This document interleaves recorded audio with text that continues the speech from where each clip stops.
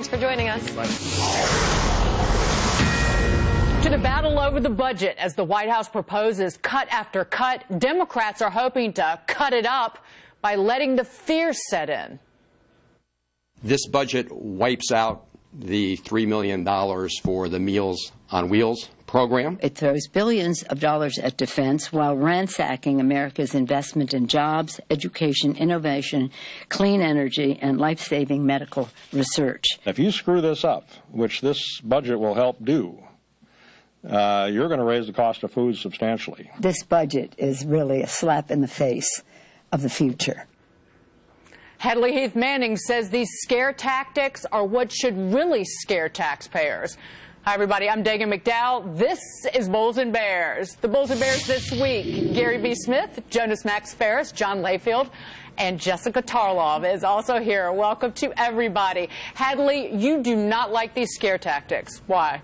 That's right. Scare tactics are always getting in our way when we're trying to restrain the growth of government, especially when it comes to spending. You know, we don't have to even do draconian cuts. We can reform entitlements. We can slow the growth of government spending.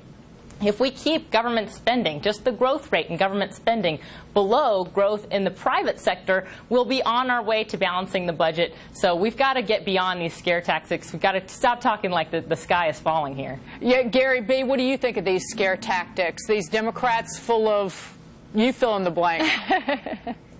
Well, I'll tell you what, I admire the Democrats because they've always had a very strong brand. And part of their brand is, you know, wheeling out the people that are going to be deprived of the money, or another time they're trotting out firefighters who are defunded. I mean, it's a great strategy, and it's worked for years and years and years. And regardless of what you think about cutting some of the funding, like Meals on Wheels, for example, which is a great cause, but the funding of that, by the way, is only a fraction of the total Meals on Wheels budget, most of which comes from donations and private citizens. But the point is, we're out of money. In a few years alone, just the interest payments on our debt will be over $1 trillion.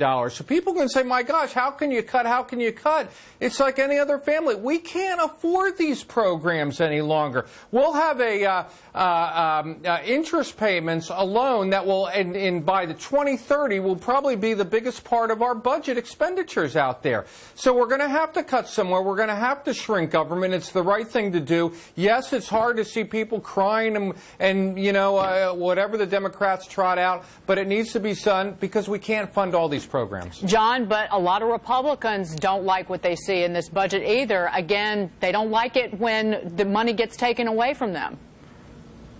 Exactly, and that is why we have such a bloated government and such a bloated deficit. Gary B. is right. Look, when interest rates go up, and we're servicing something like $1 trillion on our debt in 8 to 10 years, whenever that's projected to happen, think about spending $1 trillion on education. That is a total waste of money by reckless politicians since Andrew Jackson, the last time we didn't have a deficit.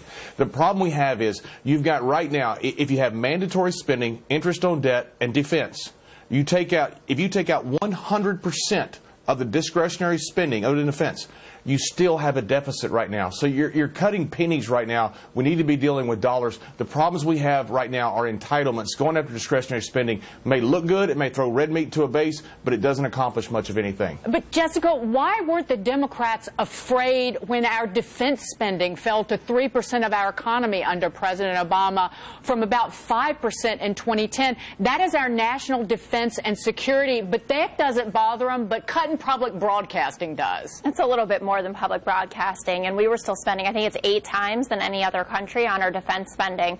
Listen, I'm someone from the left side who thinks that there are places we can cut. I know that there's extra fat in every single department, but Donald Trump did not put out a budget that touched defense, homeland security, you know, his principal issues, and I do understand that.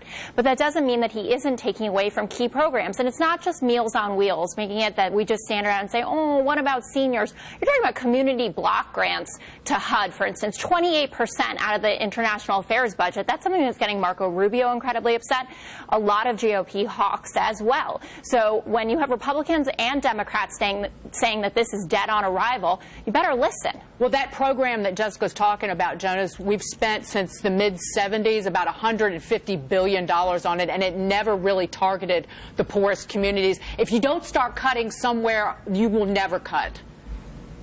Well, they're cutting the Appalachian Removal Commission. That's been since Lyndon Johnson. It's still poor in Appalachia. But the bottom line is, we're getting the minutiae of things. It's not a lot of cuts because the budget's basically the same budget spending in total amounts as it was under Obama, adjusting for inflation. And the fact that it's even this little a cut is amazing because of all the heat he's getting from both sides. There are Republicans who are using scare tactics because the defense budget, one of the few parts that does go up in this budget, isn't going up enough to humor some people who think we're not safe either. So with all this pressure from both sides, unfortunately, we're going to probably see a final budget that isn't going to be a reduction from last year's spending at all. In adjusting for inflation, it might be an increase again, because at the end of the day, we're probably never going to see discretionary spending going much lower than it is now. And it's not that high relative to historical levels. We're going to have to direct the real problem towards the lack of revenues to cover these programs and the entitlement spending. This, as John said, this is just not...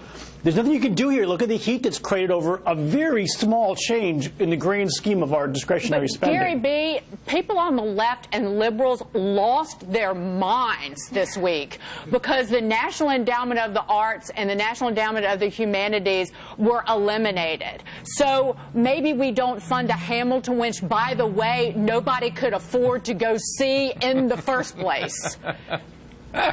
Why is there never a national endowment for athletics or sports? I always wondered about that.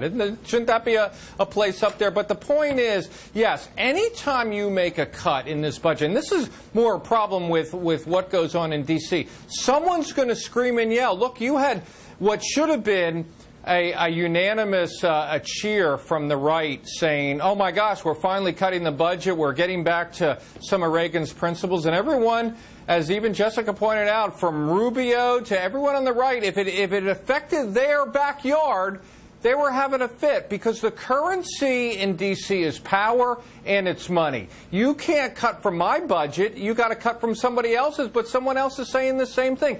That's the problem. We need to completely restructure government somehow so this doesn't become a power play every year or 4 years. And Jonas is right. It's really all academic until we start tackling entitlements. And my gosh, Trump and everyone else is so far away from that, it's scary. But Hadley, well, I want to point out, though, that they are trying to tackle the entitlement of Medicaid, and this potentially, again, if you can prioritize and decide what is the role of the federal government, then you actually might be able to tackle the big picture problems. Well, that's absolutely right. That's the key. We can't accept the premise that if the federal government doesn't do something, that thing will cease to exist, whether it's healthcare, education, or entertainment and the arts, our cultural programs, our community programs. Some of these things should be left to the private sector, but some of these things, states should have a big role, and that's the case with Medicaid. So states can take back some of their authority and regulatory oversight when it comes to the benefits and eligibility in the Medicaid program. And, John, I'm going to give you the final word on this, but in his first budget, Ronald Reagan went after school lunch programs in the cuts and even arts funding, and I don't think people remember him as Darth Vader. No, they don't. Anytime you cut billions of dollars, you're going to hurt somebody.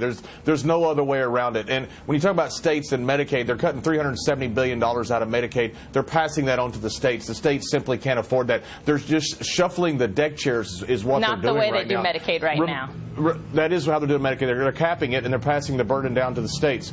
But they can change the Medicaid program. They can reform the Medicaid program. Final word to you, Hadley.